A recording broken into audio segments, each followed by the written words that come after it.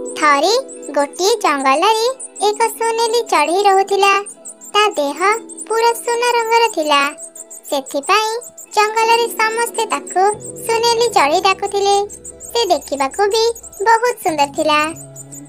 गोटे दिन से तार दुई सांग टिकी चढ़ी आ मीनू चढ़ी सांगरे आकाश रे उड़ुथिला। सेही समय रे हठात गोटे चिल सेमानकु खाइबा पाई तांका पछरे पड़ीगला। एमिति देखि सोनेली चढ़ी आहुरी ऊपर को उड़ीगला। अरे सांग माने शीघ्र चलो नहले चिल हम समस्त को धरि पकेबो।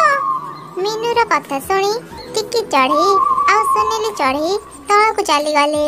हेले मीनू चढ़ी भूले गोटे गछरे पिटी हे तळे पड़ीगला। तार गोटे डाँ भांगी गला। से आ उड़ी पारिलानी।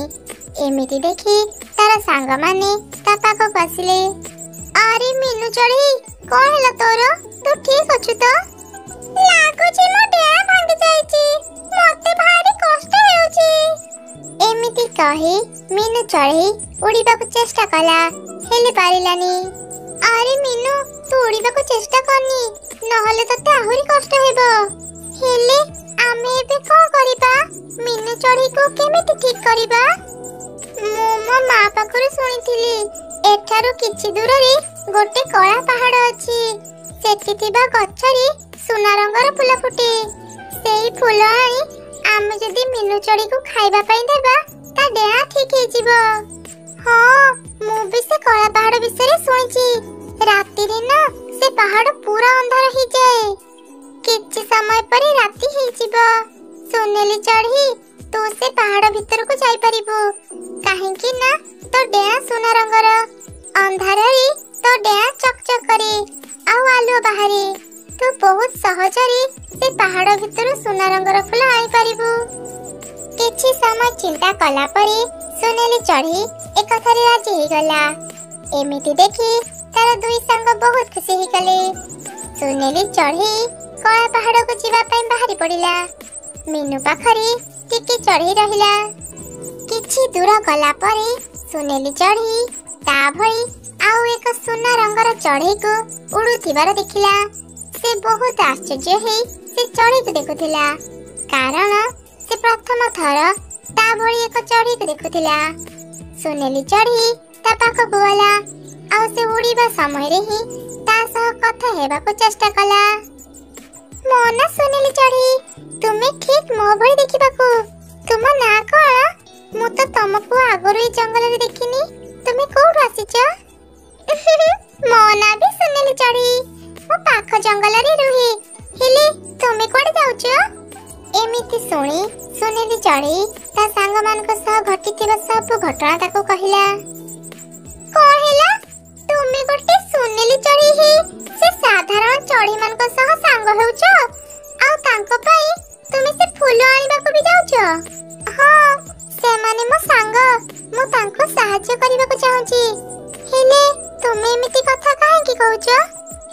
अरे तमे कोन जानि ना आमे हेले सोनेली चढ़ी जंगलर सबुठार सुंदर चढ़ी। साधारण चढ़ी माने आम सह सांग हेबाको योग्य नुह। तुमे निज भली सुंदर चढ़ी मानक सह सांग हेबा उचित।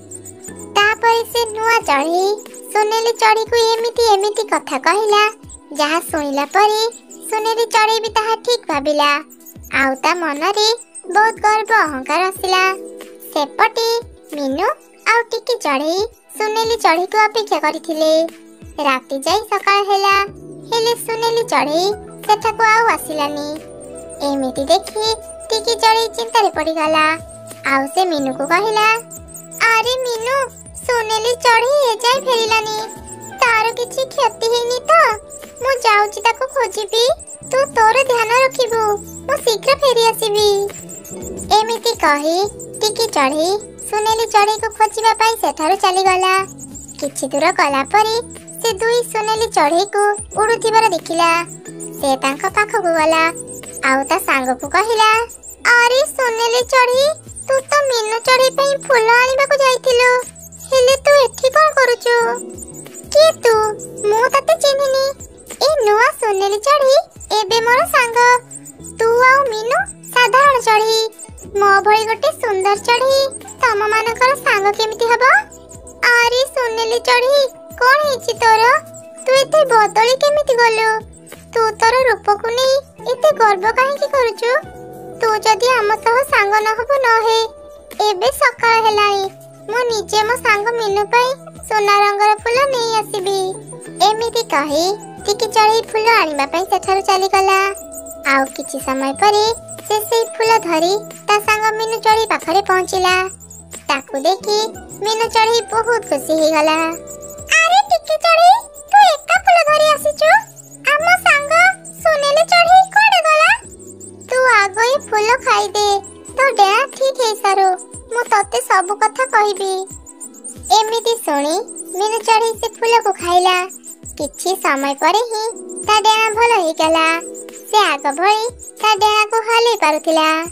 ଆରେ ସାଙ୍ଗ, ଦେଖ ମୋ ଡେଣା ଭଲ ହେଇଗଲା। ଏବେ ମୁଁ ବି ଉଡ଼ି ପାରିବି। ତତେ ବହୁତ ଧନ୍ୟବାଦ।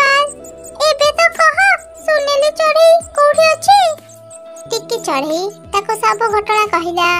ସବୁ ଶୁଣିଲା ପରେ ମିନୁ ଚଢ଼େଇର ମନ ଭାଙ୍ଗିଗଲା। ସେମାନେ ଆଉ ସୁନେଲି ଚଢ଼େଇ ସହ ସାଙ୍ଗ ନ ହେବା ପାଇଁ ନିଷ୍ପତ୍ତି ନେଲେ। ସେପଟେ ସୁନେଲି ଚଢ଼େଇ ତା ନୂଆ ସାଙ୍ଗ ସହ ଖୁବ୍ ମଜାରେ ରହୁଥିଲା। ସେମାନେ ଏକାଠି ଖାଉଥିଲେ, ଏକାଠି ଖେଳୁଥିଲେ, ଯୁଆଡ଼େ ବି ଯାଉଥିଲେ ସାଙ୍ଗ ହିଁ ଯାଉଥିଲେ। ସେମାନେ ଜଙ୍ଗଲର ଅନ୍ୟ ଚଢ଼େଇ ମାନଙ୍କ ସହ ସାଙ୍ଗ ହେଉନଥିଲେ, ଏମିତିକି ତାଙ୍କ ସହ କଥା ବି ହେଉନଥିଲେ। ସେମାନେ ସବୁବେଳେ ନିଜ ରୂପକୁ ନେଇ ଗର୍ବ କରୁଥିଲେ ଆଉ ଅନ୍ୟ ଚଢ଼େଇ ମାନଙ୍କୁ ଛୋଟ ଭାବୁଥିଲେ। ଥରେ ଜଙ୍ଗଲରେ ପ୍ରବଳ ବର୍ଷା ହେଲା। ଦୁଇ ସୁନେଲି ଚଢ଼େଇ ଗୋଟେ ଗଛ ଡାଳରେ ବସି ପଡ଼ିଲେ। ସେତେବେଳେ ଜୋରେ ପବନ ବହିଲା। ଗଛର ଗୋଟେ ମୋଟା ପତ୍ର ଭାଙ୍ଗି ସୁନେଲି ଚଢ଼େଇର ଦେହରେ ବାଜିଲା। ସୁନେଲି ଚଢ଼େଇ ଗଛ ତଳେ ଥିବା କାଦୁଅରେ ପଡ଼ିଗଲା। ସେତେବେଳେ ବର୍ଷା ବି ଛାଡ଼ିଗଲା, ହେଲେ ସୁନେଲି ଚଢ଼େଇ କାଦୁଅ ଭିତରେ ଅଟକି ଯାଇଥିଲା। ତାର ଦୁଇ ଡେଣା ଭାରି ହେବା ଯୋଗୁଁ ସେ କାଦୁଅ ଭିତରୁ ବାହାରି ପାରିଲାନି। ଆରେ, ତୁମେ ଉପରୁ ଥାଇ କଣ ଦେଖୁଛ? ତଳକୁ ଆସ, ଏ କାଦୁଅରୁ ବାହାରିବା ପାଇଁ ମତେ ସାହାଯ୍ୟ କର। ଏମିତି ଶୁଣି ସେ ନୂଆ ସୁନେଲି ଚଢ଼େଇ ତଳକୁ ଆସିଲା, ହେଲେ ସେ କାଦୁଅରେ ପାଦ ଦେଲା ନାହିଁ ଆଉ କହିଲା, ଛି, ତୁ କେତେ ଅସନା ହେଇଯାଇଛୁ। ତୁ ଯେପର୍ଯ୍ୟନ୍ତ ମୋ ଭଳି ସୁନ୍ଦର ନ ହେଇଛୁ, ମୁଁ ତୋ ସହ ଆଉ ସାଙ୍ଗ ହେଇପାରିବିନି। ମୁଁ ଏବେ ବି ତୋ ଭଳି ଚଢ଼େଇ, ମୋ ଦେହରେ ଟିକେ କାଦୁଅ ଲାଗିଯାଇଛି। ତୁ ମୋ ପାଇଁ ପାଣି ଆଣିଦେ। ଏ କାଦୁଅ ମୋ ଦେହରୁ ଛାଡ଼ିଲେ ମୁଁ ପୁଣି ଥରେ ସୁନ୍ଦର ହେଇଯିବି। ତୁ ଏବେ ମୋର ସାଙ୍ଗ ନୁହଁ, ବୁଝିଲୁ? ମୁଁ କାଇଁ ତତେ ସାହାଯ୍ୟ କରିବି? ଯଦି ପାଣିରେ ବି ତୋ ଦେହର କାଦୁଅ ନ ଛାଡ଼ିଲା ତାହେଲେ? ନା ନା, ମୁଁ ଏତେ କାମ କରିପାରିବିନି, ମୁଁ ଯାଉଛି। ଏମିତି କହି ସେ ନୂଆ ଚଢ଼େଇ ସେଠାରୁ ଚାଲିଗଲା। ତାର ଏପରି କଥା ଶୁଣି ସୁନେଲି ଚଢ଼େଇର ମନ ବହୁତ ଦୁଃଖ ହେଇଗଲା। ତାକୁ ତାର ପୁରୁଣା ସାଙ୍ଗ କଥା ମନେ ପଡ଼ିଲା। ସେ ବହୁତ ସମୟ ଯାଏ ସେ କାଦୁଅ ଭିତରେ ରହିଲା। ସେ ରାସ୍ତାରେ ଟିକି ଚଢ଼େଇ ଆଉ ମିନୁ ଚଢ଼େଇ ଯାଉଥିଲେ। ସେମାନେ କାଦୁଅ ଭିତରେ ଚଢ଼େଇକୁ ଦେଖି ତା ପାଖକୁ ଆସିଲେ। ଆରେ ଚଢ଼େଇ, କିଏ ତୁ? ତୋର ଏ ଅବସ୍ଥା କେମିତି ହେଲା? ସାଙ୍ଗମାନେ, ମତେ ଚିହ୍ନି ପାରୁନ? ମୁଁ ତମ ସାଙ୍ଗ ସୁନେଲି ଚଢ଼େଇ। କଣ କହିଲୁ? ତୁ ସୁନେଲି ଚଢ଼େଇ? ତୁ କାଦୁଅ ଭିତରକୁ କେମିତି ଗଲୁ? ଆଉ ତୋର ନୂଆ ସାଙ୍ଗ କୁଆଡ଼େ ଗଲା? ଏମିତି ଶୁଣି ସୋନାଲି ଚଢ଼େଇ ସେମାନଙ୍କୁ ସବୁ କଥା କହିଲା ଆଉ ତାଙ୍କୁ କ୍ଷମା ବି ମାଗିଲା। ତୁ ନିଜ ରୂପକୁ ନେଇ ବହୁତ ଗର୍ବ କରୁଥିଲୁ। ସାଧାରଣ ଚଢ଼େଇକୁ ତୁ ସାଙ୍ଗ କରିବାକୁ ଯୋଗ୍ୟ ଭାବିଲୁନି, ହେଲେ ଏବେ ତୋର ସେ ସୁନ୍ଦର ଆଉ ଯୋଗ୍ୟ ସାଙ୍ଗ କୁଆଡ଼େ ଗଲା? ତତେ ବିପଦରେ ଏକୁଟିଆ ଛାଡ଼ି ସେ ଚାଲିଗଲା। ମୋର ବହୁତ ବଡ଼ ଭୁଲ ହେଇଯାଇଛି ସାଙ୍ଗମାନେ। ମୁଁ ସୁନ୍ଦର ଚେହେରାକୁ ଭଲ ଭାବୁଥିଲି, ହେଲେ ମୁଁ ତମମାନଙ୍କର ସୁନ୍ଦର ମନକୁ ଦେଖି ପାରିଲିନି। ମତେ କ୍ଷମା କରିଦିଅ, ମୁଁ ଏବେ ମୋ ଭୁଲର ଶାସ୍ତି ପାଉଛି। ଏମିତି ଶୁଣି ମିନୁ ଆଉ ଟିକି ଚଢ଼େଇ ତାକୁ କ୍ଷମା କରିଦେଲେ। ତାପରେ ସେମାନେ ଗୋଟେ ଛୋଟ ଲାଠି ଆଣି ସୋନାଲି ଚଢ଼େଇକୁ ଧରିବା ପାଇଁ କହିଲେ। ଏମିତି ସେମାନେ ସୋନାଲି ଚଢ଼େଇକୁ ଧରି ଏକ ପୋଖରୀକୁ ଗଲେ ଆଉ ତାକୁ ସେମାନେ ପାଣିରେ ବୁଡ଼େଇଲେ। କିଛି ସମୟ ପରେ ସୋନାଲି ଚଢ଼େଇ ଦେହରେ ଲାଗିଥିବା ସବୁ କାଦୁଅ ଧୋଇ ହେଇଗଲା ଆଉ ସେ ପୂର୍ବ ଭଳି ଉଡ଼ି ପାରିଲା। ନିଜ ପୂର୍ବ ରୂପକୁ ଦେଖି ସୋନାଲି ଚଢ଼େଇ ବହୁତ ଖୁସି ହେଇଗଲା। ସେ ତାର ସାଙ୍ଗମାନଙ୍କୁ ଧନ୍ୟବାଦ ଜଣାଇଲା। ତାପରେ ସବୁ ସାଙ୍ଗ ଖୁସି ମନରେ ନିଜ ଘରକୁ ଫେରିଗଲେ।